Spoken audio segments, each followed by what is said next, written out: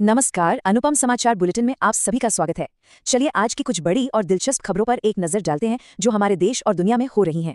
आज तारीख है 30 जनवरी और जैसा कि हम सब जानते हैं इस दिन को हम शहीद दिवस के रूप में याद करते हैं। ये दिन हमें हमारे देश के लिए हुए अनगिनत बलिदानों की याद दिलाता है। और ये जो खबरें हम आप तक ला रहे हैं इन्हें बड़ी मेहनत से संकलित किया है भूरगढ़ अनुपम स्कूल के श्री माधव भाई प्रजापति ने। तो चलिए बिना देर किए देखते हैं कि आज की सुर्खियों में क्या खास है।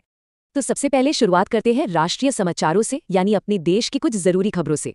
तो पहली खबर आ रही है गणतंत्र दिवस समारोह से, जो अब आधिकारिक तौर पर खत्म हो चुका है। इसका समापन हुआ बीटिंग द रिट्रीट सेरेमनी के साथ। ये एक बहुत ही शानदार और ऐतिहासिक सैन्य परंपरा है जो हर साल 29 जनवरी को नई दिल्ली के विजय चौक पर होती है। और हाँ, जब गणतंत्र दिवस की बात हो ही रही है तो आपको बता दें कि इस साल परेड में गुजरात की झांकी ने तो वाकई इतिहास रच दिया है। जी हाँ, ये कोई मामूली बात नहीं है। गुजरात ने पॉपुलर चॉइस अवार्ड कैटेगरी में पता है लगातार चौथे साल पहला इनाम जीता है। सोचिए 2023 से वो लगातार जीतते आ रहे हैं, जो दिखाता है कि लोगों को उनकी झांकियां कितनी पसंद आ रही हैं। तो इस साल की जो झांकी थी उसका थीम था स्वतंत्रता का मंत्र, वंदे मातरम। और इसमें गुजरात के स्वतंत्रता सेनानियों के शौर्य और उनकी देशभक्ति को इतने कमाल के तरीके से दिखाया गया कि इसने एक बार फिर पूरे देश का दिल जीत लिया और राज्य का गौरव बढ़ाया। चलिए अब देश की सीमाओं से बाहर चलते हैं और एक नजर डालते हैं एक ऐसी अंतर्राष्ट्रीय खबर पर जिसका भारत पर सीधा असर पड़ सकता है।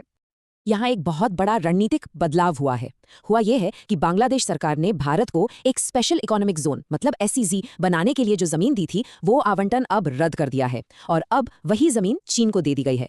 ये इस पूरी खबर को एक बहुत ही कह सकते हैं गंभीर मोड़ देता है। और देखिए इसकी लोकेशन ही इसे इतना जरूरी बनाती है।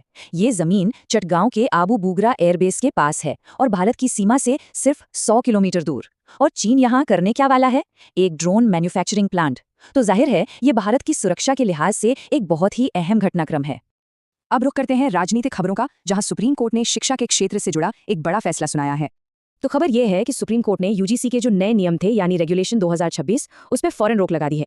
चीफ जस्टिस का यह कहना था कि इन नियमों की भाषा साफ नहीं है और इसका गलत इस्तेमाल हो सकता है, इसलिए फिलहाल इन्हें लागू नहीं किया जा सकता। तो अब इसका मतलब क्या हुआ? सीधा सा मतलब है कि अभी विश्वविद्यालयों में 2012 वाले पुराने नियम ही चलते रहेंगे।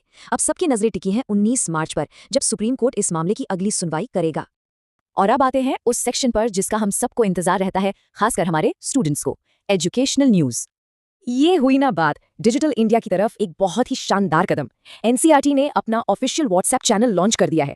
इसका मतलब ये है कि आप स्टडी मटेरियल, एग्जाम की जानकारी और ई-बुक्स जैसी सारी जरूरी चीजें सीधे स्टूडेंट्स के फोन पर ही मिल जाएंगी। कितना आसान हो गया है। और अब एक ऐसी खबर जो वाकई दिल को छू लेती है और बहुत प्रेरणा देती है। थरा तहसील के करबुन प्राइमरी स्कूल ने एक कमाल का अभियान शुरू किया है जिसका नाम है मैं भी IAS बनना चाहता हूँ। इस अभियान का मकसद एकदम साफ और बहुत दमदार है। पहला तो ये कि गांव के बच्चों को प्रशासनिक सेवाओं यानी एडमिनिस्ट्रेटिव सर्विसेज के बारे में पता चले, और दूसरा क्लास 6 से 8 तक के बच्चों के अंदर इतना आत्मविश्वास जगाना कि वो भी बड़े बड़े सपने देख सकें और उन्हें पूरा करने की हिम्मत भी कर सकें। इसी के साथ आज के समाचार समाप्त हुए। हमारा आज का दिन मंगलमय और आनंददायी हो, ऐसी ज्ञान की देवी मां सरस्वती को प्रार्थना। जय हिंद।